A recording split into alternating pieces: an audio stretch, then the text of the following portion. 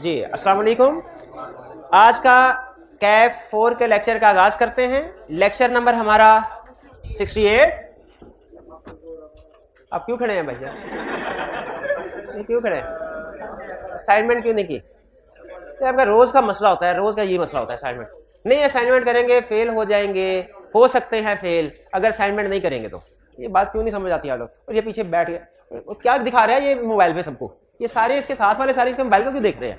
क्या है ये अलग ही जरिया आमदनी खोला हुआ है। ना असाइनमेंट करके आते हो, ना लेक्चर ध्यान से सुनते हो। मेरा भाई क्या करने आता है इधर? अब ये ना कहना पढ़ने आता हूँ घर से।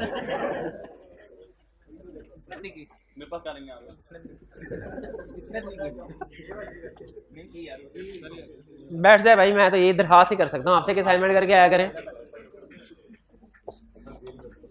जी टॉपिक हमारा चल रहा था निगोशिएबल इंस्ट्रूमेंट्स। 3 तरह के निगोशिएबल इंस्ट्रूमेंट्स हैं, promissory note, bill of exchange और चेक। हमने पहले इनके जो जनरल प्रिंसिपल्स हैं, कॉमन रूल्स हैं, वो स्टडी किए। फिर इसके बाद वन बाय वन हम हर निगोशिएबल इंस्ट्रूमेंट को डिटेल में स्टडी करने जा रहे हैं। प्रॉमिसरी नोट हमने कल डिस्कस कर लिया, आज बिल ऑफ एक्सचेंज डिस्कस करेंगे। इसके साथ बिल ऑफ एक्सचेंज के साथ ये चैप्टर कंप्लीट हो जाएगा। इसके बाद फिर नेक्स्ट चैप्टर में हम चेक के बारे में डिस्कशन करेंगे। चेक के ऊपर उसने अलग से पूरा चैप्टर इसलिए बना दिया, हालांकि वो भी चेक भी इसी चैप्टर में डिस्कस हो सकता था अलग से, क्योंकि प्रैक्टिकली आजकल जो सबसे ज्यादा निगोशिएबल इंस्ट्रूमेंट चलता है, जो सबसे ज्यादा, वो चेक ही है। इसलिए उसने चेक के ऊपर आपके डिस्कशन ज्यादा सिलेबस में इंक्लूड की है। लेकिन वो हमारा नेक्स्ट चैप्टर होगा। आज इंशाल्लाह हमारा ये चैप्टर खत्म हो जाएगा। आज हम बिल ऑफ एक्सचेंज के कंसेप्ट्स को पढ़ लेंगे और बिल ऑफ एक्सचेंज के कंसेप्ट्स के साथ ये चैप्टर कंप्लीट। तो आज की असाइनमेंट के साथ मैं लिखना भूल गया, आपने एमसीक्यूज को भी अटेम्प्ट करना है। यानी कल जब आप आएंगे तो ये क्वेश्चंस को अटेम्प्ट करने के साथ साथ एमसीक्यूज को भी अटेम्प्ट करेंगे, प्लस एमसीक्यूज। इस चैप्टर के एमसीक्यूज को भी आपने अटेम्प्ट करना है। बिल ऑफ एक्सचेंज की तरफ चलने से पहले प्रॉमिसरी नोट के असाइनमेंट आपको दी थी, उसकी डिस्कशन कर लेते हैं। आपने जो रिटन फॉर्म में असाइनमेंट की है उसको कंपेयर कर लीजिएगा डिस्कशन के साथ। कहीं पे कोई डिफरेंस आए तो आपने पूछ लेना, ठीक है। स्टार्ट करते हैं क्वेश्चन 18। अच्छा, असाइनमेंट में से 2 क्वेश्चन ऐसे थे जो हमने शायद लास्ट लेक्चर में उसको डिस्कस कर लिया था, तो आप मुझे बता दीजिएगा। 18 हो गया था? 18 डिस्कस, शाबाश, 18 हो गया। इसके बाद 19 में क्या कह रहा है? कह रहा है state whether following are promissory notes or not. आपने बताना है कि ये प्रॉमिसरी नोट है कि नहीं, और रीजन भी जरूर बतानी है। आपको पता है जब कभी हम ये बताते हैं कि कोई इंस्ट्रूमेंट प्रॉमिसरी नोट है या नहीं है वैलिड, उसके साथ उसकी रीजन जरूर बताते हैं। और रीजन नॉर्मली क्या होती है? एसेंशियल में से कोई ना कोई चीज मिसिंग होती है। शाबाश, एसेंशियल में से कोई ना कोई चीज मिसिंग होती है। कह रहा है ए science the instruments in following terms. ये सेंटेंस लिख के ए साइन करता है। पहला, मिस्टर बी आई ओव यू ₹1000। मिस्टर बी मैं आपका 1000 का मकरूज हूं। ये एक प्रॉमिसरी नोट में हमने पढ़ा था प्रॉमिस टू पे होना चाहिए। इसमें अगर आप नोट करें एक्नॉलेजमेंट ऑफ डेट तो है, यानी वो ये तो मान रहा है कि मैंने आपके पैसे अदा करने हैं, करूंगा कि नहीं, करने का वादा नहीं कर रहा। ये मान रहा है कि मैं मकरूज हूं लेकिन पैसे अदा करने का वादा नहीं कर रहा, इसलिए ये वैलिड प्रॉमिसरी नोट नहीं है। नेक्स्ट, क्यों नहीं है? क्योंकि जस्ट एक्नॉलेजमेंट ऑफ डेट है, not promise to pay. Second, I am liable to pay to B ₹500। ये भी अगेन वही, आई एम लायबल टू पे का भी मतलब यही है, आई ओव यू, तो ये भी एक्नॉलेजमेंट ऑफ डेट है, प्रॉमिस टू पे नहीं है। Third, I have taken from B ₹2000 and I am accountable to him for the same with interest. I am accountable to him, मैं उसको जवाबदेह हूं इस अमाउंट का इंटरेस्ट के साथ। ये 2 रीजन की वजह से वॉइड है। एक तो रीजन इसकी ये है कि इसमें भी प्रॉमिस टू पे नहीं है, वो कह रहा है कि मैंने पैसे अदा करने हैं, अकाउंटेबल हूं, अदा करने का वादा नहीं कर रहा। तो एक तो ये भी एक्नॉलेजमेंट ऑफ डेट है, और दूसरा सर्टन नहीं है अमाउंट। इसमें उसने इंटरेस्ट की परसेंटेज नहीं बताई, तो हम दोनों लिख देंगे एग्जाम में। 4, I acknowledge myself to be in debt to be for ₹1000। यहां तक ये भी एक्नॉलेजमेंट ऑफ डेट है। To be paid on demand, to be, ये जो अल्फाज है ना, to be paid on demand, अब ये प्रॉमिस टू पे भी है, क्योंकि इसमें अब ये कह रहा है कि जब वो डिमांड करेगा मैं पे करूंगा। To be paid on demand का मतलब क्या है? जब वो डिमांड करेगा मैं इसको पे करूंगा। फॉर वैल्यू रिसीव्ड, ये आपको पता है फॉर्मल वर्ड्स होते हैं कि फॉर वैल्यू रिसीव्ड का मतलब है बदले में मैंने कंसीडरेशन वसूल पाई है, कंसीडरेशन वसूल कर लिया। तो ये 4th वैलिड प्रॉमिसरी नोट है। क्यों? क्योंकि इसमें प्रॉमिस, अच्छा इसके रीजन लिखेंगे, because all essentials are met. ये इसमें प्रॉमिस टू पे कहां पे है? ये टू बी पेड, ये नोट कीजिए, ये टू बी पेड जो है ना, ये प्रॉमिस टू पे है। 19 में कोई problem? 20 state whether following are promissory notes और नॉट, बताइए कि ये प्रोमिसरी नोट है कि नहीं वैलिड। पहला, Azam signs the instrument in the following terms, I promise to pay Babar और order ₹500, I promise to pay Babar और ऑर्डर ₹500, क्या ये वैलिड है? बिल्कुल वैलिड है, प्रॉमिस टू पे है। Second, A science the instruments in following terms, I acknowledge myself to be indebted to be in ₹1000 to be paid on demand for value received, to be paid on demand है, ये promise to pay है, तो इसका मतलब ये अब valid हो गया। Third, A promise to pay B a sum of ₹500 on telephone, promissory note valid नहीं है ये, क्योंकि प्रॉमिसरी नोट का रिटर्न होना जरूरी है और ये टेलीफोन पे है। और 21 हो गया था, 22 briefly explain whether the following are promissory notes और नॉट, बताना है ये प्रॉमिसरी नोट है कि नहीं। A Asif writes the instrument but does not sign thereon, I promise to pay Bilal ₹5000, sign होना चाहिए, हमने पढ़ा था साइन भी एक वैलिड एसेंशियल है, मिसिंग है तो वो वैलिड प्रॉमिसरी नोट नहीं है, तो ये वैलिड प्रॉमिसरी नोट नहीं है, इसमें साइन मिसिंग है। B a promissory note payable to the principal of ABC college of accountancy. अच्छा, अब इसमें सोचने वाली बात ये है कि हमने पढ़ा पार्टी सर्टन होनी चाहिए, क्या ये सर्टन है पार्टी? लॉ कहता है कैपेबल ऑफ बीइंग सर्टन को भी हम सर्टन समझते हैं, लॉ क्या कहता है? कैपेबल ऑफ बीइंग सर्टन को भी हम सर्टन, यहां पे नाम नहीं लिखा हुआ एग्जैक्टली कौन सी पार्टी है, लेकिन क्या आप आइडेंटिफाई कर सकते हैं कि एबीसी कॉलेज का प्रिंसिपल कौन है? बिल्कुल कर सकते हैं, तो जो भी प्रिंसिपल होगा उसको अमाउंट पे करनी है। ये बाज़ औक़ात जब किसी इंस्टीट्यूट को अमाउंट पे करनी होती है ना, तो जो उसका हेड के नाम पे लिखते हैं तो बाय नेम नहीं बल्कि इसी तरह पोजीशन को रेफर कर दिया जाता है, ठीक है, ताकि चूंकि ये पोजीशन चेंज होती रहती है ना, कल को हो सकता है प्रिंसिपल चेंज हो जाए, तो ये पर्सनल ट्रांजैक्शन तो है नहीं जो पर्सनल नेम से हो, तो इसीलिए payable to principal of ABC college, या इसी तरह लिखना payable to president of ABC bank, ये प्रॉमिसरी नोट वैलिड होते हैं। तो सी प्रॉमिसरी नोट जो बी प्रॉमिसरी नोट है ये वैलिड है, हालांकि इसमें किसी पार्टी का सर्टन नेम लिखा नहीं हुआ, लेकिन ये कैपेबल ऑफ बीइंग सर्टन है, आप आसानी से पता चला सकते हैं कि एबीसी कॉलेज ऑफ अकाउंटेंसी का प्रिंसिपल कौन है। क्लियर हुआ ये एबीसी कॉलेज वाला concept. C I promise to pay Kamal ₹50,000 and to deliver him my black horse, क्या वैलिड प्रॉमिसरी नोट है? क्यों वैलिड नहीं है? पेएबल इन मनी ओनली होना चाहिए, इसमें हॉर्स भी डिलीवर करने की बात की जा रही है, तो चूंकि ये इंस्ट्रूमेंट इन मनी ओनली नहीं है, ये निगोशिएबल इंस्ट्रूमेंट नहीं है, प्रॉमिसरी नोट नहीं है। हाँ, कोई अलहदा से कॉन्ट्रैक्ट एक्ट के मुताबिक कॉन्ट्रैक्ट हो सकता है, ये एक कॉन्ट्रैक्ट हो सकता है सिंपल, लेकिन निगोशिएबल इंस्ट्रूमेंट नहीं है। क्लियर? क्योंकि कॉन्ट्रैक्ट तो किसी भी चीज का हो सकता है, वो अमाउंट का भी हो सकता है, गुड्स का भी हो सकता है, लेकिन निगोशिएबल इंस्ट्रूमेंट सिर्फ सिर्फ नहीं।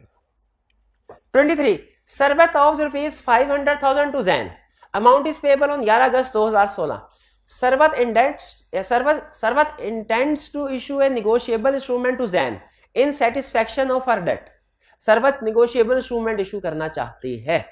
वैसे तो सबसे ज्यादा जो इंस्ट्रूमेंट कॉमनली यूज होता है डेट्स वगैरह की पेमेंट के लिए वो चेक ही है, लेकिन यहां पे देखते क्या कहता है, कहता है under the provisions of negotiable instrument act 1881 advise Sarbat about the type of negotiable instrument which may be issued to Jain assuming that Sarbat does not want to involve a third party in making the payment, Sarbat third party को involve नहीं करना चाहते। Also prepare a draft of this said instrument, इस instrument का draft भी बनाइए। अच्छा, इसमें पहले तो मैं आपको बता दूं चेक को रूल आउट कैसे क्यों हमने किया। Amount is payable on 11 August 2016, cheque जब इशू किया जाता है लीगली, वो अगर पोस्ट डेटेड चेक आप इशू कर देना तो वो एक वैलिड चेक नहीं समझा जाता, वो एक वैलिड चेक नहीं समझा जाता, क्योंकि वो अभी पेएबल नहीं है। वैलिड चेक तो वो होता है जो हर लिहाज से कंप्लीट हो और ऑन डिमांड पेएबल हो। जो पोस्ट डेटेड चेक है या जो स्टेल चेक है, ये दोनों ही वैलिड नहीं समझे जाते, क्योंकि इनका टेन्योर जो है उसको सामने रखते हुए पेएबल नहीं होते। तो यहां पे चूंकि फ्यूचर में पेएबल है 11 अगस्त, कहीं 11 अगस्त को जाके पेएबल होगा ये, और क्वेश्चन की स्टेटमेंट से हमें ये लग रहा है कि ये फ्यूचर की कोई डेट है, तो इसीलिए इसमें चेक को इन्वॉल्व नहीं करना चाहिए। ठीक है, चेक को इन्वॉल्व नहीं करना चाहिए। हाँ, और उसमें वैसे भी बैंक इन्वॉल्व हो जाएगा, इसमें क्या कह रहा है कि थर्ड पार्टी को इन्वॉल्व, अच्छा नहीं करना, हाँ बिल्कुल, ये तो उसे भी वैलिड रीजन होगी, उसमें थर्ड पार्टी बैंक इन्वॉल्व हो जाएगा। अब बताइए वो कौन सा इंस्ट्रूमेंट है जिसमें थर्ड पार्टी इन्वॉल्व नहीं है? Promissory note. तो इस सिचुएशन में कौन सा इंस्ट्रूमेंट इशू किया जाएगा? Promissory note. Bill of exchange क्यों नहीं इशू किया जाएगा? थर्ड में 3 पार्टीज होती हैं। चेक क्यों नहीं इशू किया जाएगा? चेक भी चूंकि एक special type of bill of exchange है, उसमें भी 3 पार्टीज हैं। क्वेश्चन में क्लियरली सारे क्वेश्चन का जो सबसे अहम चीज है ना वो ये है, assuming server does not want to involve a third party in making the payment। इस चल गया वो सिर्फ और सिर्फ एक ही इंस्ट्रूमेंट को इशू करने की बात कर रही है, वो कौन सा है? Promissory note. हम एक तो ये बता देंगे इंस्ट्रूमेंट कौन सा, फिर आगे कह रहा है also prepare a draft of the said instrument. ये मैंने आपको बताया होगा कि वो हमसे इंस्ट्रूमेंट को बनवा भी सकता है और आपने तैयारी भी की है। चलिए अब ऐसा कीजिए, किताब को करें बंद और एक फ्रेश पेज ओपन कीजिए, किताब को बंद कर दे। बहुत पढ़ लिया, बहुत पढ़ लिया, और आपको पता क्या करना है? अब क्या करना है? ये आपके सामने इंफॉर्मेशन है, आपके सामने इंफॉर्मेशन है। इस इंफॉर्मेशन की बेस पे प्रॉमिसरी नोट प्रिपेयर कीजिए। और ऑनलाइन वाले स्टूडेंट आप भी लेक्चर को यहाँ पे पॉज कीजिए और प्रॉमिसरी नोट का फॉर्मेट ड्रॉ कीजिए। शाबाश, जल्दी ड्रॉ कीजिए जल्दी। और ये हाइब्रिड वाले स्टूडेंट भी, ये भाई जो दोनों हाथ उठा के बैठे हुए हैं, ओ भाई कर ले यार, कुछ ड्राफ्ट बना ले जी। पॉज कीजिएगा थोड़ी देर जी। ये आपकी ड्राफ्टिंग मैंने चेक की है और मुतमिन में ड्राफ्टिंग ठीक कर रहे हैं आप लोग। कुछ एक स्टूडेंट्स ने इंस्ट्रूमेंट का फॉर्मेट नहीं बनाया, वो कह रहे हैं सर असाइनमेंट में भी यही था, कर तो लिया है। तो भाई कर लिया तो एकदम मेरे सामने भी कर लेते ताकि मैं आपको कुछ गाइड कर सकता, बेहतर था। लेकिन बहरहाल असाइनमेंट वाला ही था, वही रिपीट हुआ होगा। अगर आपने असाइनमेंट कर लिया तो उसका मतलब आपकी अच्छी ग्रिप है। हाँ, इसमें एक स्टूडेंट ने पूछा कि सर नेम के साथ मेकर लिखना या पे लिखना लाजमी है? इसका जवाब है नहीं, लाजमी नहीं है। वो जो फॉर्मेट में किसी भी पार्टी के नाम के साथ लफ्ज मेकर या पे लिखा हुआ ना, वो आपको हाईलाइट करने के लिए, आपके लिए, आपकी अंडरस्टैंडिंग के लिए लिखा हुआ है कि आपको पता चले कि ये मेकर है, ये जो बंदा लिख रहा है, और ये पे है जिसको पैसे अदा होने हैं। ठीक है, वो सिर्फ आपकी अंडरस्टैंडिंग के लिए पार्टीज के नाम के साथ लिखा हुआ है, वरना वो ड्राफ्टिंग करते हुए लिखना लाजमी नहीं है। और कोई क्वेश्चन हो आपका ड्राफ्टिंग के हवाले से तो पूछ लें। चलिए, अच्छा इसमें आपको पता है कोई इंस्ट्रूमेंट हमने जब भी पेमेंट करनी है ना, तो इंस्ट्रूमेंट टाइम भी आप ड्रॉ कर सकते हैं और डिमांड भी, ये आपकी मर्जी है। इस इंस्ट्रूमेंट के एग्जांपल में भी आपकी मर्जी है। अगर आपने डिमांड इंस्ट्रूमेंट ड्रॉ करना है तो फिर उस दिन की डेट लिखनी होगी जिस दिन वो पेबल है, और अगर टाइम इंस्ट्रूमेंट ड्रॉ करना है तो फिर आपने बैक डेट पे लिखना होगा और बता देना होगा कि कितने महीने, 1 या 2 या 3 महीने के बाद ये पेबल है। यानी अगर अमाउंट 1 दिसंबर को पे करनी है और टाइम इंस्ट्रूमेंट है तो डेफिनेटली ये 1 दिसंबर से पहले बनेगा। 1 नवंबर को बना लें और लिख दें कि आप 30 डेज के बाद या 1 मंथ के बाद पेमेंट करेंगे। और अगर डिमांड इंस्ट्रूमेंट बनाना है तो जिस दिन इंस्ट्रूमेंट, जो जिस दिन पेमेंट की डेट होगी वो आपकी आ जाएगी, और उसमें आप टाइम, नीचे टाइम मेंशन नहीं करेंगे, सिर्फ इतना मेंशन करेंगे कि on demand I will pay mister A ₹500,000। चलिए अब चलते हैं हम आज के कंसेप्ट की तरफ। चलें जी, नए कंसेप्ट की तरफ। स्टडी क्या करने जा रहे हैं हम? आज 2 कंसेप्ट सामने पढ़ने हैं। एक bill of exchange and it's essentials element. जैसे प्रॉमिसरी नोट के बारे में पढ़ा था, प्रॉमिसरी नोट और उसके एसेंशियल्स पढ़े थे, याद है? आज क्या पढ़ने जा रहे हैं? बिल ऑफ एक्सचेंज और उसके एसेंशियल एलिमेंट्स। तो जिस तरह हमने प्रॉमिसरी नोट में से डेफिनेशंस, प्रॉमिसरी नोट की डेफिनेशन से ही बहुत से एसेंशियल्स कवर कर लिए थे, याद है आपको? उसी तरीके से बिल ऑफ एक्सचेंज की डेफिनेशन पढ़ते हैं, समझते हैं और देखते हैं, इसमें से भी बहुत से एसेंशियल्स हमारे कवर हो जाएंगे। सबसे पहले इट इज, यानी it mean bill of exchange. Bill of exchange क्या है? ये एक रिटर्न डॉक्यूमेंट है। प्रॉमिसरी नोट भी रिटर्न था, ये भी रिटर्न है, अनकंडीशनल है। प्रॉमिसरी नोट में ये भी अनकंडीशनल। अच्छा बताइए, रिटर्न याद है ना आपको? चले, अनकंडीशनल भी याद है?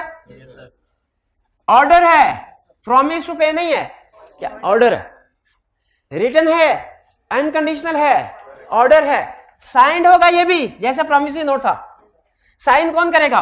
Drawer, signed by drawer and drawee. अच्छा ये फर्क आ गया। प्रॉमिसरी नोट एक पार्टी ने साइन करना था, bill of exchange 2 party sign करेंगी। प्रॉमिसरी नोट मेकर ने साइन करना था, बिल ऑफ एक्सचेंज कौन?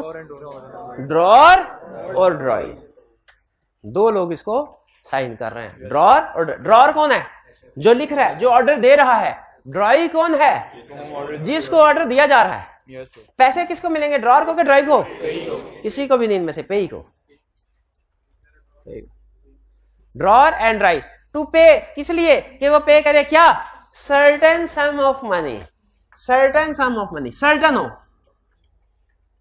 और सम ऑफ मनी ओनली हो, मनी के अलावा और कोई चीज ना हो, सर्टन भी और सम ऑफ मनी ओनली। ये भी हमने प्रोमिसरी नोट पे पढ़ा हुआ है। टू सर्टन पार्टी, किसी सर्टन पार्टी, स्पेसिफाइड पार्टी। बोलिए अच्छा, अब इसका बिल ऑफ एक्सचेंज, जिस तरह प्रोमिसरी नोट हमसे ड्रा करवा सकता है, क्या बिल ऑफ एक्सचेंज भी हमसे ड्रा करवा सकता है? बिल्कुल करवा सकता है। बिल ऑफ एक्सचेंज ड्रा करवाएगा तो उसका फॉर्मेट क्या होगा, ये क्या है, डेट। अब देखें 3 months आफ्टर, ये पहले पढ़ा हुआ है, फिर से पढ़ा रहा हूं, पहले पढ़ा हुआ है हमने, हालांकि फिर से पढ़ा।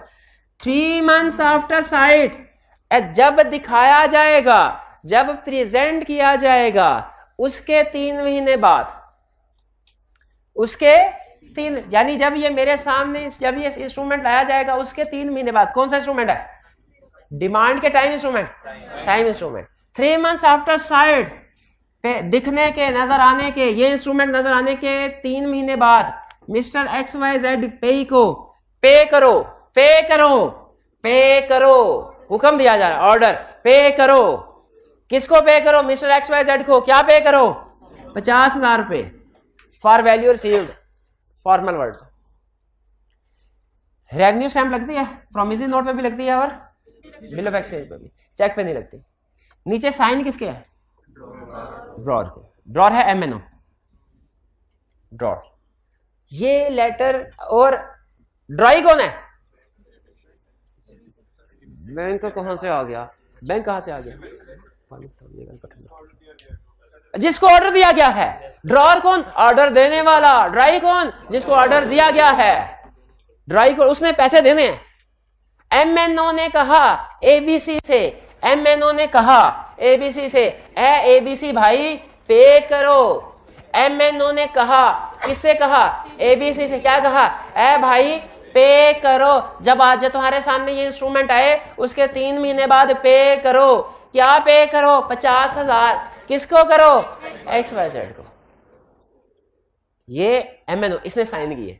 साइन करने के बाद ये बिल ऑफ एक्सचेंज, असल में ना XYZ ने पैसे लेने थे MNO से।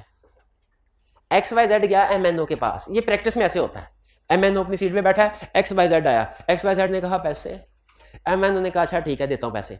अब एक तो इसके पास ऑप्शन ये है कि उसे कहा यार मैं 3 महीने का टाइम दे दे, 3 महीने का। MNO ने कहा XYZ से, क्या कहा, 3 महीने का टाइम दे दे, मैं तेरे पैसे देता हूं।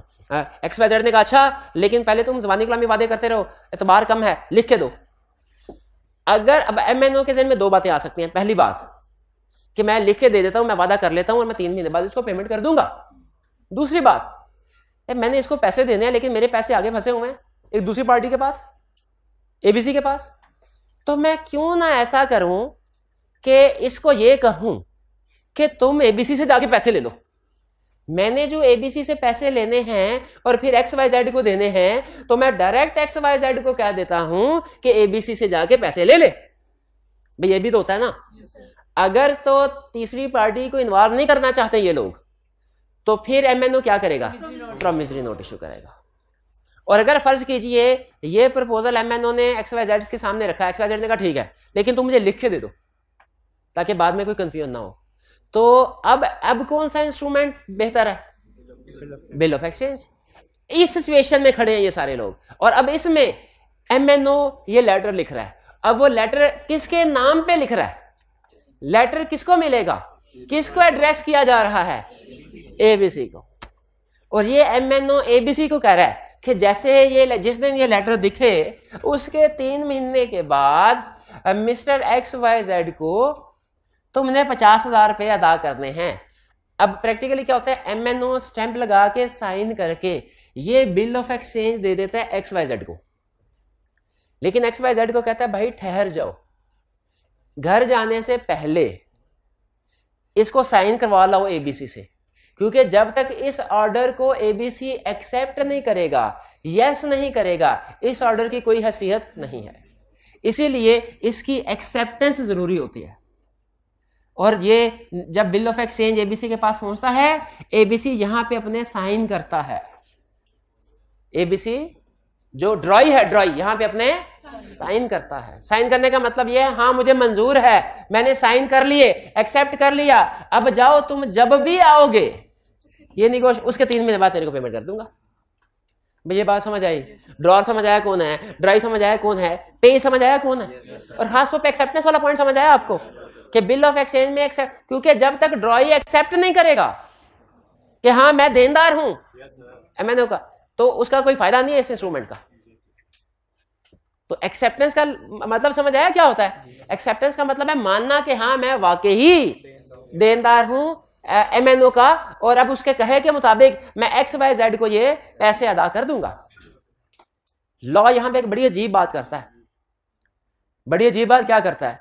लॉ ये कहता है बिल ऑफ एक्सचेंज पे, अच्छा बताइए प्राइमरी पार्टी लायबल टू पे कौन है इस बिल ऑफ एक्सचेंज में? प्राइमरी पार्टी जिसने पेमेंट करनी है पेई को, प्राइमरी पार्टी जिसने इस इंस्ट्रूमेंट को कंप्लीट होने के बाद, वो है ड्रॉई एबीसी। लेकिन लॉ क्या कहता है? सुने, लॉ कहता है ये बिल ऑफ एक्सचेंज एक्सेप्टेंस से पहले पहले के टाइम पे, एक्सेप्टेंस से पहले पहले के टाइम पे इस बिल ऑफ एक्सचेंज में जो प्राइमरी पार्टी है जिसने पेमेंट करनी है वो एमएनओ है। एमएनओ है। अगर ड्रॉई एक्सेप्ट नहीं, बिल ऑफ एक्सचेंज का एक्सेप्टेंस होना जरूरी है। अगर ड्रॉई एक्सेप्टेंस कर ले तो वो लायबल है पे करने के लिए, अगर ड्रॉई एक्सेप्टेंस नहीं करता तो ड्रॉर लायबल है पे करने के लिए। ये बात समझ आई आपको? ठीक है। अब देखिए फॉर्मेट में कोई एक लफ्ज भी ऐसा जो आपको समझ में नहीं आया तो पूछ लीजिए।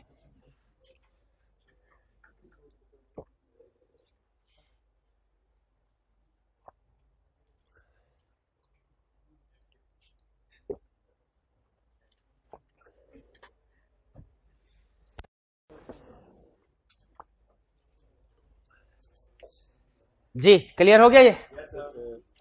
आगे चलते हैं। अब चलते हैं एसेंशियल एलिमेंट की तरफ। और अगर आपको डेफिनेशन समझ आ गई है तो एसेंशियल छुड़कियों में निकलेंगे। पहला essential, it must be in writing. Bill of exchange का राइटिंग में होना जरूरी है। राइटिंग से क्या मुराद है? हाथ से लिखा जाए? नहीं, टाइपिंग भी चलती है, टाइप राइटर से भी लिखा जाए वो भी चलता है, प्रिंटिंग भी चलती है, और टेलीफोन भी नहीं चलता। हाँ बिल्कुल। अच्छा ये तो वैसा ही है जैसा प्रोमिसरी नोट में था, सारा कंसेप्ट वही है, हेडिंग भी वही है, कोई बात नहीं। ओके, इसी बहाने हमारी रिवीजन हो गई। Next, it is order to पे।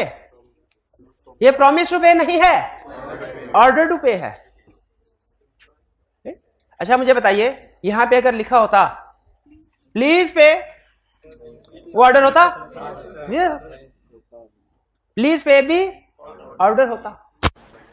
और अगर होता oblige me by paying ₹10,000 to mister XYZ, इसका मतलब है प्लीज या ओब्लाइज का वर्ड आने से वो रिक्वेस्ट नहीं बन जाएगा, ऑर्डर रहेगा। लॉ ये कहता है अगर आप प्लीज का वर्ड यूज करते हैं ना या ओब्लाइज, आपने अपने अल्फाज को सॉफ्ट किया, वर्ड्स खुश अखलाकी का मुजाहरा किया, लेकिन स्टिल वो ऑर्डर ही रहता है। प्लीज है, ओब्लाइज है, और एक और वर्ड है convenient. Make it convenient, please make it convenient. Convenient का वर्ड भी यूज। ये 3 अल्फाज नोट कर लें, ये बाद में आपको एक प्रॉब्लम आएगी, उस प्रॉब्लम के सोल्यूशन में आपको मैं ये 3 अल्फाज याद करवाऊंगा। 3 अल्फाज क्या हैं?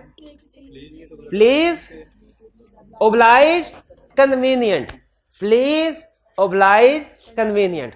और मैंने आपको कंसेप्ट क्या बताया कि ये अल्फाज, इनमें से कोई एक लफ्ज अगर आ जाए, कोई एक के ऊपर फोकस है, इनमें से कोई एक लफ्ज आ जाए तो वो रिक्वेस्ट नहीं बन जाएगा, वो स्टिल ऑर्डर ही रहेगा। इनमें से अगर कोई लफ्ज आप एक इस्तेमाल करते हैं तो उसका मतलब आप खुश अखलाकी का मुजाहरा कर रहे हैं। ठीक है, जैसे भाई असिस्टेंट है, इनसे मैं कहूं 1 गिलास पानी ला दें प्लीज, ले, तो ये तो वैसे तो रिस्पेक्ट है ना, तो ये तो ना भी कहें प्लीज ये ले आते हैं। लेकिन फर्ज कीजिए मैं भाई भी चले रिस्पेक्ट करते हैं, ये सारे चल हाँ, किसी को अगर कह दे फॉर एग्जांपल प्लीज, तो ये सोफिस्टिकेटेड वर्ड के तौर पे लिया जाता है, इसे वो रिक्वेस्ट नहीं बल्कि स्टिल ऑर्डर ही होता है। प्रिंसिपल साहब अगर मुझे कहेंगे, प्रिंसिपल साहब अगर कहेंगे कि इस संडे को सारे टीचर्स ईद की वजह से थोड़ा एक्स्ट्रा लेक्चर लेना है, तो इस संडे को सारे टीचर्स कॉलेज में मौजूद होइएगा प्लीज, तो क्या अब हमारी हिम्मत होगी कि छुट्टी करें उस दिन? नहीं, क्योंकि बॉस का हुक्म है ना। तो बॉस अगर ऑर्डर लगाते हुए प्लीज का वर्ड ऐड कर दे तो वो उसे आपने कभी रिक्वेस्ट नहीं समझना, वो ऑर्डर ही है। तो ये 3 अल्फाज मैंने आपको नोट करवाया, केस स्टडी में आपके काम आएंगे। 3 अल्फाज कौन से? Please, oblige, convenient. ठीक है, तो ये ऑर्डर टू पे होना चाहिए। अगर ये रिक्वेस्ट है तो फिर वैलिड बिल ऑफ एक्सचेंज नहीं है। अगर ये प्रॉमिस है वैलिड नहीं है। बिल ऑफ एक्सचेंज कब बनेगा? ऑर्डर। फिर डेफिनेट एंड अनकंडीशनल होना चाहिए। कंफर्म और अनकंडीशनल, खास तौर पे फोकस किसके ऊपर है? अनकंडीशनल के ऊपर। क्या हमने अनकंडीशनल पढ़ा इससे पहले? प्रोमिसरी नोट में भी पढ़ा था। क्या पढ़ा था? कि प्रोमिसरी नोट का भी अनकंडीशनल होना जरूरी है जरूरी अनकंडीशनल होना। तो मुझे बताइए, प्रोमिसरी बिल ऑफ एक्सचेंज का भी अनकंडीशनल होना जरूरी है। बिल ऑफ एक्सचेंज के ऊपर लिखा हुआ है payable after death of mister A, तो ये वैलिड है कि नहीं वैलिड? वैलिड है, क्योंकि डेथ सर्टन है। और अगर लिखा है payable after marriage of mister A, uncertain. क्यों? क्योंकि मैरिज सर्टन नहीं है, डेथ सर्टन है, मैरिज सर्टन नहीं। ये एग्जैक्टली वही कंसेप्ट, वही एग्जांपल है जो प्रोमिसरी नोट में थी। क्लियर? थर्ड एसेंशियल भी हो गया। Next fourth signed by drawer and dry. अच्छा, साइंड उधर भी था प्रोमिसरी नोट में, साइंड होना चाहिए। और अगर पढ़ा लिखा नहीं है थंब इम्प्रेशन साइन, लेकिन यहां पे फर्क साइंड का नहीं है। साइंड का कंसेप्ट प्रोमिसरी नोट में भी था। Drawer and dry. ड्रॉर कौन है? जो ऑर्डर दे रहा है, जो लिख रहा है। ड्राई कौन है? जिसको ऑर्डर दिया जा रहा है, जिसके नाम लिखा जा रहा है, जो एक्सेप्ट करेगा। क्या सिर्फ ड्रॉर के सिग्नेचर हो तो चलेगा? ड्राई के भी साइन होने चाहिए। अगर सिर्फ ड्रॉर के सिग्नेचर हैं, ड्राई के सिग्नेचर नहीं है, तो इस इंस्ट्रूमेंट पे लायबिलिटी ड्राई की नहीं होगी। उसने तो एक्सेप्ट ही नहीं किया। किसकी रिस्पॉन्सिबिलिटी लायबिलिटी होगी? ड्रॉर की। Next, certain sum of money. जो अमाउंट पेएबल है वो सर्टन होनी चाहिए, वो कंटिंजेंट नहीं होनी चाहिए। जैसे बिल ऑफ एक्सचेंज में लिखा हुआ है please pay ₹20,000 to mister XYZ after deducting travelling expenses, necessary expenses. तो ये क्या इंस्ट्रूमेंट वैलिड है? क्यों वैलिड नहीं है? सर्टेन सम ऑफ मनी नहीं है। या please pay XYZ ₹100,000 along with commission for the month of January, ये वैलिड? अनसर्टन है। या please pay him 500,000 along with interest, ये भी क्यों अनसर्टन है? इसमें रेट ऑफ इंटरेस्ट नहीं बताया। तो ये सारी एग्जांपल्स ऐसी हैं जिनमें सम ऑफ मनी सर्टन नहीं है। नेक्स्ट, पार्टी सर्टन होनी चाहिए, यानी उनका नाम उसके ऊपर लिखा। यहां पे सर्टन पार्टी से मुराद ओरिजिनल पार्टीज हैं, क्योंकि बेरर इंस्ट्रूमेंट जो होता है ना, या बाद में इसको ब्लैंक इंडोर्समेंट कर दी जाए, उस सूरत में भी पार्टी सर्टन नहीं रहती। लेकिन पेमेंट के वक्त उसको भी अपना नाम लिखना होता है। बेरर के केस में भी जो पार्टी पेमेंट लेना चाहती है। Order to pay money only, क्या मतलब? सिर्फ और सिर्फ पैसे अदा किए जाएंगे। अगर किसी इंस्ट्रूमेंट पे पेमेंट की बात हो रही है, कैश के अलावा किसी और चीज की भी, पेमेंट की बात हो रही है, तो वो valid instrument, valid bill of exchange नहीं होगा। और next, not payable to bearer on demand. अच्छा, प्रोमिसरी नोट में क्या पढ़ा था? नॉट पेएबल टू, यानी प्रोमिसरी नोट में पढ़ा कि ये पेएबल टू बेरर नहीं होगा। बिल ऑफ एक्सचेंज क्या कह रहा है? कहता है payable to bearer on demand नहीं होगा। हाँ, payable to bearer after time ये हो सकता है।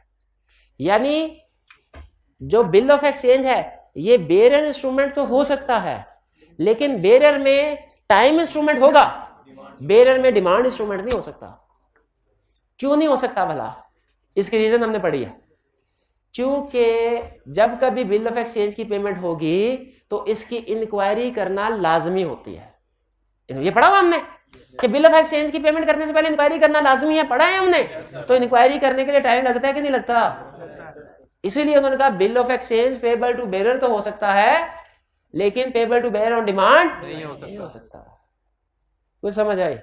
चले, समझ आई तो एक दफा गौर से सारे एसेंशियल्स को देख के मुझे बताइए, इनमें से कौन कौन सा एसेंशियल ऐसा है जो 100% वैसा ही है जैसा प्रोमिसरी नोट का था।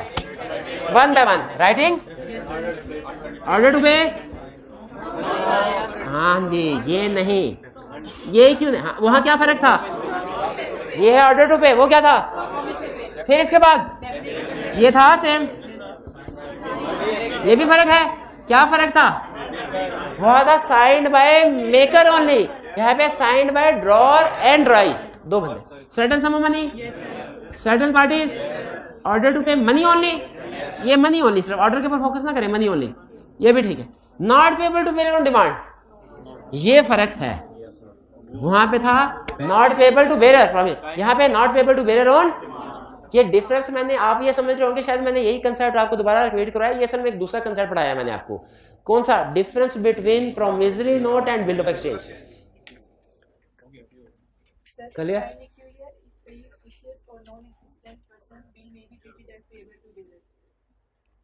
हाँ जी, जी जी जी, उसमें एक लाइन में ये कह रहा है कि अगर बिल पेबल, ये है हमारी सर्टेन पार्टीज में, इफ पे इज फिक्टिशियस और नॉन एग्जिस्टेंट पर्सन, बिल में be treated as payable to bearer.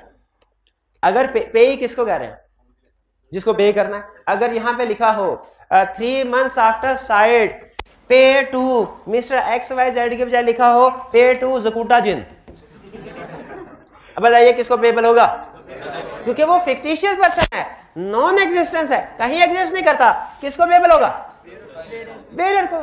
यही कह रहा है, अगर पे नॉन एग्जिस्टेंस या फिक्टिशियस पर्सन हो तो बिल ऑफ एक्सचेंज किसको पेबल है, जो बेरर होल्डर, हाँ ओन नहीं, पेबल टू बेरर है लेकिन ऑन डिमांड नहीं होगा, वो टाइम इंस्ट्रूमेंट होगा, टाइम इंस्ट्रूमेंट होगा, क्योंकि payable to bearer on demand तो हो ही नहीं सकता।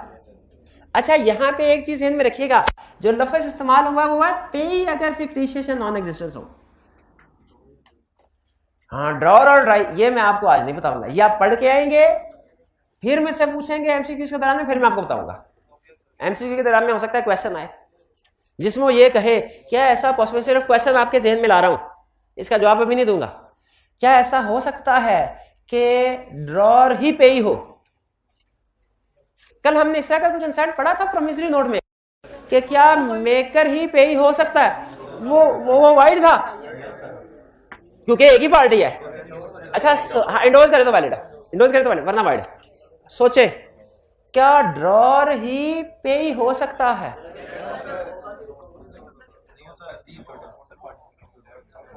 वैसे तो मैं भी कहता हूं कि अगर ड्रॉर ही पे ही होना है तो प्रोमिसरी नोट इसे लिखवा दे, दो पार्टीज होगी ना, फिर वैलिड हो सकता है कि नहीं। क्या बिल ऑफ एक्सचेंज दो पार्टीज हो तो वाइड हो जाता है। अभी थोड़ी देर पहले आप एक एग्जांपल भूल गए, अगर ड्रॉई एक्सेप्ट ना करे तो क्या ये बिल्कुल जीरो हो जाएगा, नहीं, ड्रॉई के एक्सेप्ट करने का इफेक्ट ये होगा कि ड्रॉई लायबल नहीं है, ड्रॉर लायबल हो जाएगा, लेकिन इंस्ट्रूमेंट सही रहेगा वैलिड। इसका मतलब है दो पार्टीज होने से bill of exchange still valid रहता है। तो मैं क्वेश्चन फिर वही आपसे पूछ रहा हूं, क्या ड्रॉर ही अगर पेई हो, नॉर्मली होता नहीं है, नॉर्मली नहीं होता, लेकिन वैसे एक्सट्रीम केस में पूछ रहा हूं, क्या ये इंस्ट्रूमेंट नल एंड वाइड हो जाएगा या कि वैलिड रहेगा। ये क्वेश्चन का आंसर मैं नहीं दे रहा, लेकिन सिर्फ आपको सपोर्ट दे रहा हूं एक दूसरे कंसेप्ट की, कि अगर ये एक्सेप्ट एक्सेप्ट ना करे ड्रॉई, तो भी दो पार्टीज होती हैं और उस सूरत में भी इंस्ट्रूमेंट वैलिड रहता है। नहीं, फिर बिल ऑफ एक्सचेंज फिर भी रहेगा, ठीक है, वो वैलिड इंस्ट्रूमेंट वैलिड रहेगा। आगे चलते हैं, लायबिलिटी। अच्छा, लायबिलिटी तो पार्टी वही, कौन है पार्टी लायबल टू पे, ये डिपेंड करता है एक्सेप्टेंस हुई है कि नहीं हुई। एक्सेप्टेंस से पहले इस इंस्ट्रूमेंट पे कौन पार्टी लायबल है, यानी इसका मतलब क्या हुआ, एमएनओ ने एक्स वाई जेड को ये बिल ऑफ एक्सचेंज दे दिया लेके और कहा जाओ एबीसी से साइन करवा लो। जब तक एबीसी साइन नहीं करता या एबीसी साइन करने से इनकार कर देता है, कौन लायबल है, ड्रॉर। और जब एबीसी साइन कर लेगा, प्राइमरी पार्टी कौन हो जाएगी, एबीसी। क्लियर हुआ जी। आगे चलते हैं, difference between promissory note and bill of exchange. अगर आपने प्रोमिसरी नोट को अच्छे से पढ़ा है, बिल ऑफ एक्सचेंज को अच्छे से पढ़ा है, चुटकियों में डिफरेंस क्लियर हो जाएगा, ठीक है। और इससे आपकी रिवीजन भी हो ये अगर आप पढ़ लें तो आपके बहुत से प्रोमिसरी नोट और बिल ऑफ एक्सचेंज के एसेंशियल्स की प्रैक्टिस हो जाती है। सबकी नहीं, लेकिन बहुत से। क्यों सबकी क्यों नहीं? क्योंकि कुछ कॉमन सिमिलर, जो सिमिलर है वो इधर थोड़ी आएंगे, लेकिन जो जो एसेंशियल्स डिफरेंट है वो सारे आपको नजर आएंगे। Different number of parties promissory note में कितनी है? कौन कौन सी? और बिल ऑफ एक्सचेंज में 3, कौन कौन सी? ड्रॉ, ड्राई, पे। क्लियर? नेचर क्या है?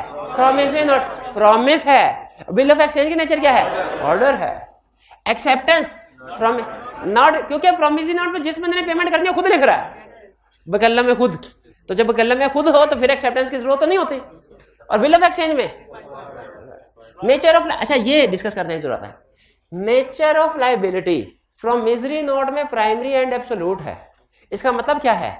लिखने वाला खुद ही जिम्मेदार है, वो पहली ही पार्टी है, उसी की जिम्मेदारी है, लिखने वाले की ही जिम्मेदारी है कि वो पे करे, लिखने वाले की ही जिम्मेदारी है कि वो, प्राइमरी लायबिलिटी उसी की है, किसी और की नहीं। बिल ऑफ एक्सचेंज में लिखने वाले की जिम्मेदारी प्राइमरी नहीं, दूसरे नंबर पे है, सेकेंडरी है, कंडीशनल है, सेकेंडरी है। लिखने वाला कौन है बिल ऑफ एक्सचेंज में? ड्रॉर। इसकी liability, bill of exchange promissory note में मेकर की लायबिलिटी है primary, primary. Bill of exchange में ड्रॉर की लायबिलिटी है सेकेंडरी, कंडीशनल। अच्छा बताइए सेकेंडरी क्यों है? प्राइमरी किसकी है? ड्रॉई की।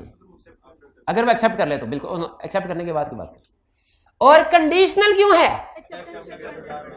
कंडीशनल क्यों है?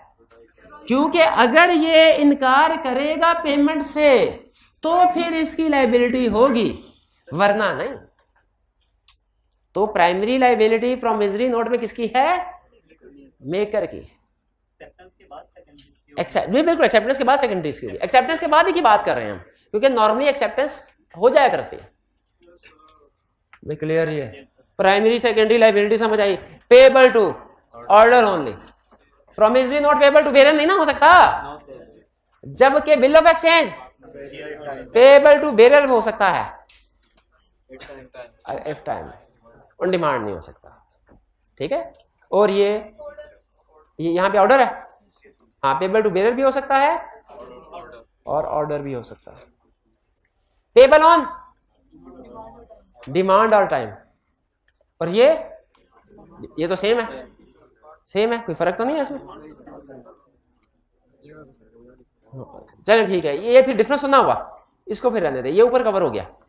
पेएबल ऑन रहने दे, ये कैरेक्टरिस्टिक तो है, कैरेक्टरिस्टिक्स तो है, डिफरेंस नहीं है, इसको हम रहने देते हैं। मेकर एज पेई, प्रोमिसरी नोट में मेकर खुद ही पेई होगा तो हाँ इंडोर्स कर दे तो ठीक है, वरना इंडोर्स के बगैर ये वही कंसेप्ट आ गया ना, मेकर कैन नॉट बी पेई। इसका मतलब है प्रोमिसरी नोट में promissory note can not be payable to bearer भी है कंसेप्ट, और promissory note maker can not be payee. यहां पे क्या लिखा है? ड्रॉर कैन बी पेई। क्या मतलब कि अभी जो थोड़ी देर पहले हम बात कर रहे थे वो सच थी क्या? क्या बात कर रहे थे थोड़ी देर पहले? ड्रॉर भी पेई हो सकता है, ड्रॉर भी पेई हो सकता है। अगर ड्रॉर पेई है इंस्ट्रूमेंट वैलिड है कि वॉइड? अगर मेकर पेई है इंस्ट्रूमेंट वैलिड है कि वॉइड? मेकर पेई है, मेकर पेई है वॉइड, ड्रॉर पेई है वैलिड। अच्छा, और अगर पेई नॉन एग्जिस्टेंस पर्सन है या फिक्टिशियस पर्सन है तो इंस्ट्रूमेंट वैलिड है कि वॉइड?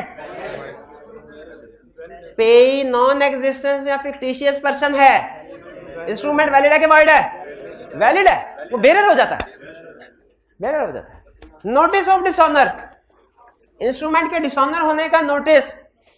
प्रोमिसरी डिसऑनर का मतलब क्या होता है? ड्यू डेट पे पार्टी का पेमेंट मैंने कोई नहीं करनी। प्रोमिसरी नोट में नोटिस देने की जरूरत नहीं, क्यों? जिसको नोटिस देना था उसने तो डिसऑनर किया है, उसी ने तो डिसऑनर किया है। हाँ, बिल ऑफ एक्सचेंज में देखें, अगर ड्यू डेट पे XYZ ABC के पास जाए, ABC कहे पैसे मेरे पास कोई नहीं, भाग जाओ, क्या XYZ MNO को बताएगा? कि भाई तूने मुझे जिस बंदे के पास भेजा था उसने पैसे देने से इनकार कर दिया, अब निकाल पैसे। बिल तो इसका मतलब है बिल ऑफ एक्सचेंज में अगर ये डिसऑनर हो जाए तो नोटिस ऑफ डिसऑनर ड्रॉअर को देना जरूरी है, लेकिन प्रोमिसरी नोट की अगर पेमेंट ना हो तो नोटिस ऑफ डिसऑनर मेकर को देना जरूरी, क्योंकि मेकर ने ही तो डिसऑनर किया है। कुछ बात समझ आए? एसेंशियल समझ आए?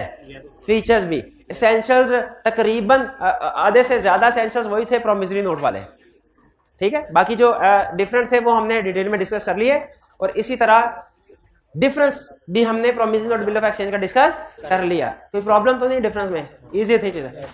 चलिए अच्छा, वो बात याद रखेंगे कि एमसीक्यूज तो करने ही करने हैं। Promissory note can not be payable to bearer, ये याद रखेंगे। Promissory note payable to maker, ये भी याद रखेंगे। वाइड होता है लेकिन इंडोर्स कर लें तो वैलिड है। और bill of exchange payable to fictitious person, ये भी वैलिड है। और bill of exchange can not be payable to, bill of exchange can not be payable to bearer on demand. Yes sir. ये प्रोमिसरी नोट और bill of exchange में फर्क रखिएगा। Promissory note में था promissory note can not be payable to bearer, बस इतना। और बिल ऑफ एक्सचेंज में can not be payable to bearer on demand. तसल्ली से घर जाके रीड कर लीजिएगा। असाइनमेंट लाजमी करनी है रिटन फॉर्म में एमसीक्यूज के साथ। कल आपकी असाइनमेंट चेक होगी, उसके बाद फिर हम आगे नेक्स्ट कंसेप्ट की तरफ चले, एमसीक्यूज को डिस्कस करेंगे। आज का लेक्चर यहाँ पे खत्म करते हैं हम। अल्लाह हाफिज।